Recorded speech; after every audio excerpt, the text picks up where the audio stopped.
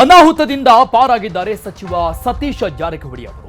ವೇದಿಕೆ ಇಳಿದ ಕೆಲವೇ ಕ್ಷಣಗಳಲ್ಲಿ ಹಾಕಿದ್ದಂತ ಶಾಮಿಯಾನ ಕುಸಿದು ಬಿದ್ದಿದೆ. ಹಾವೇರಿಯ ರಾಣೆಬೆನ್ನೂರು ಪಟ್ಟಣದಲ್ಲಿ ನಡೆದಂತಹ ಘಟನೆ ಇದು. ಜಸ್ಟ್ ಇಂಚ್ಗಳಲ್ಲಿ ಅನಾಹುತದಿಂದ ಪಾರಾಗಿದ್ದಾರೆ. ಹಾವೇರಿಯ ರಾಣೆಬೆನ್ನೂರು ಪಟ್ಟಣದಲ್ಲಿ ಒಂದು ಘಟನೆ ನಡೆದಿದೆ. ಸಚಿವ ಸತೀಶ್ ಜಾರಕಿಹೊಳಿ ಅವರು ಈ ಕಾರ್ಯಕ್ರಮದಲ್ಲಿ ಭಾಗಿಯಾಗಿದ್ದರು. ಅಂಬೇಡ್ಕರ್ ಕಂಚಿನ ಪುತ್ಥಳಿ ಅನಾವರಣ ಕಾರ್ಯಕ್ರಮ ನಡೀತಾ ಇತ್ತು ರಾಣೆಬೆನ್ನೂರಲ್ಲಿ. ವೇದಿಕೆ ಮೇಲೆ ಭಾಷಣ ಮುಗಿಸಿ ಅಲ್ಲಿಂದ ಕೆಳಗಿಳಿದು ಬರ್ತಾ ಇದ್ದಂಗೆ ಕುಸಿದು ಬಿದ್ದಿದೆ ಅದು ವೇದಿಕೆ. ಮಾಧ್ಯಮಗಳಿಗೆ ಪ್ರತಿಕ್ರಿಯೆ ನೀಡುತ್ತಾ ಇರುವಂತಹ ಸಂದರ್ಭದಲ್ಲಿ ಶಾಮಿಯಾನ ಕುಸಿದು ಬಿದ್ದಿದೆ. ಆ ವೇದಿಕೆಯಿಂದ ಹೊರಬಂದ ಕೆಲವು ನಿಮಿಷಗಳಲ್ಲಿ ಈ ವೇದಿಕೆನೆ ಕುಸಿದು ಬಿದ್ದಿರು ದೃಶ್ಯದಲ್ಲಿ ನೋಡ್ತಾ ಇದ್ರು. ಮಾಧ್ಯಮಗಳಿಗೆ ಹೇಳಿಕೆ ಕೊಡ್ತಾ ಇದ್ರು. ನೋಡ್ತಾ ಇದ್ದಂಗೆ ಇಡೀ ವೇದಿಕೆ ಕುಸಿದಿದೆ. ಜಸ್ಟ್ ಕೂದಲೆಳೆ ಅಂತರದ ಅನಾಹುತದಿಂದ ಸಚಿವ ಸತೀಶ್ ಜಾರಕಿಹೊಳಿ ಅವರು ಪಾರಾಗಿರುವಂಥದ್ದು. ಅತಿಯಾದ ಗಾಳಿ ಇದೆ ಅಂತ ಕಾಣಿಸ್ತಾ ಇದೆ ಆ ದೃಶ್ಯಗಳನ್ನ ನೋಡ್ತಾ ಇದ್ರೆ. ಸೊ ಹಾಕಿದಂತ ವೇದಿಕೆ ಎಲ್ಲವೂ ಕೂಡ ಶಾಮಿಯಾನ್ ಸಮೇತವಾಗಿ ಬಿದ್ದಿರೋದು. ಜಸ್ಟ್ ಸೆಕೆಂಡ್ಗಳಲ್ಲಿ ಮಿಸ್ ಆಗಿದೆ. ಗೊತ್ತಿಲ್ಲ ಕೇಳ ಕಾದು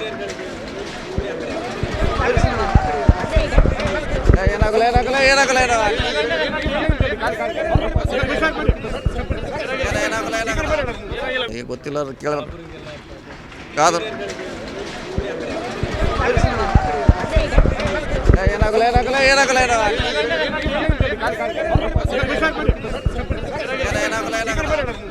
ಗೊತ್ತಿಲ್ಲ ಕೇಳ ಕಾದು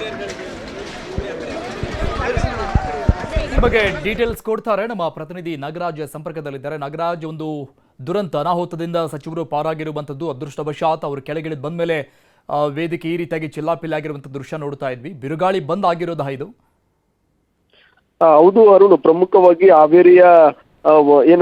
ಹಾವೇರಿಯ ರಾಣೆಬೆನ್ನೂರು ಪಟ್ಟಣದಲ್ಲಿ ಕೂಡ ಶಾಸಕರಾಗಿರ್ತಕ್ಕಂಥ ಪ್ರಕಾಶ್ ಕೋಳಿವಾಡ್ ಅವರ ನೇತೃತ್ವದಲ್ಲಿ ಅಂಬೇಡ್ಕರ್ ಪುತ್ಥಳಿಯ ಅನಾವರಣ ಆಗಿರ್ಬೋದು ಮತ್ತು ವಿವಿಧ ರೀತಿಯಾದಂತಹ ಕಾರ್ಯಕ್ರಮಗಳಿಗೆ ಕೂಡ ಚಾಲನೆ ನೀಡ್ತಕ್ಕಂಥ ಕಾರ್ಯಕ್ರಮವನ್ನು ಕೂಡ ಆಯೋಜನೆ ಮಾಡಿದ್ರು. ಈ ಒಂದು ಕಾರ್ಯಕ್ರಮಕ್ಕೆ ಲೋಕೋಪಯೋಗಿ ಸಚಿವರಾಗಿರ್ತಕ್ಕಂಥ ಸತೀಶ್ ಜಾರಕಿಹೊಳಿ ಅವರು ಕೂಡ ವಿಶೇಷವಾದಂತಹ ಹೆಲಿಕಾಪ್ಟರ್ ಮೂಲಕವಾಗಿ ಆಗಮಿಸಿ ಈ ಒಂದು ಕಾರ್ಯಕ್ರಮದಲ್ಲಿ ಭಾಗಿಯಾಗಿದ್ರು.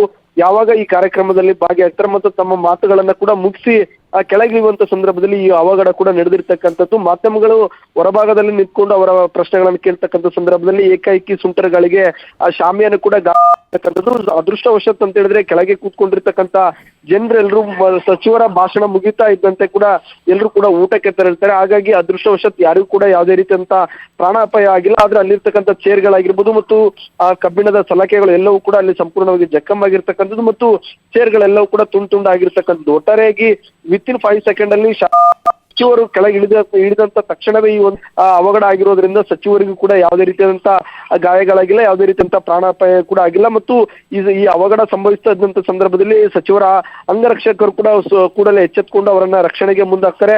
ಸಚಿವರು ಕೂಡ ಯಾರು ಕೂಡ ಗಾಬರಿ ಆಗ್ಬೇಡಿ, ಏನಾಗುದಿಲ್ಲ ಅಂತ ಹೇಳ್ತಾರೆ. ಮತ್ತು ಅಲ್ಲಿ ಸುತ್ತಮುತ್ತಲಿರ್ತಕ್ಕಂಥ ಜನರೆಲ್ಲರನ್ನು ಕೂಡ ಸರಿಸಿ ಆದ್ರೆ ಕೆಳಗಡೆ ಯಾರಾದ್ರೂ ಇದ್ದಾರಾ ಅನ್ನೋದನ್ನು ಕೂಡ ಪರಿಶೀಲನೆ ಮಾಡಿದ ಬಳಿಕ ಬಗ್ಗೆ ಆ ಕಾರ್ಯಕ್ರಮದಿಂದ ನಿರ್ಗಮನವನ್ನ ಮಾಡ್ತಾರೆ.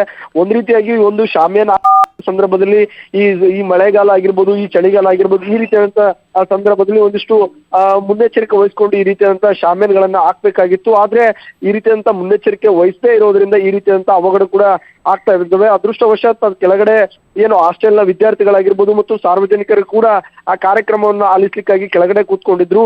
ಈ ಊಟಕ್ಕೆ ಬಿಡ್ತಕ್ಕಂಥ ಸಂದರ್ಭದಲ್ಲಿ ಈ ಅವಘಡ ಆಗಿರೋದ್ರಿಂದ ಯಾರಿಗೂ ಕೂಡ ಯಾವುದೇ ರೀತಿಯಂತ ಪ್ರಾಣಾಪಾಯವಾಗಿಲ್ಲ. ಹಾಗಾಗಿ ಸಚಿವರು ಕೂಡ ಯಾವುದೇ ರೀತಿಯಂತ ಭಯಪಡುವಂತ ವಾತಾವರಣ ಇಲ್ಲ ಎನ್ನುವ ಮೂಲಕವಾಗಿ ಮಾಧ್ಯಮಗಳಿಗೆ ಪ್ರತಿಕ್ರಿಯೆ ನೀಡಿ ಇಲ್ಲಿಂದ ತೆರಳಿರ್ತಕ್ಕಂಥದ್ದು. Arun, thank you Nagaraj ಡೀಟೇಲ್ಸ್ಗೆ.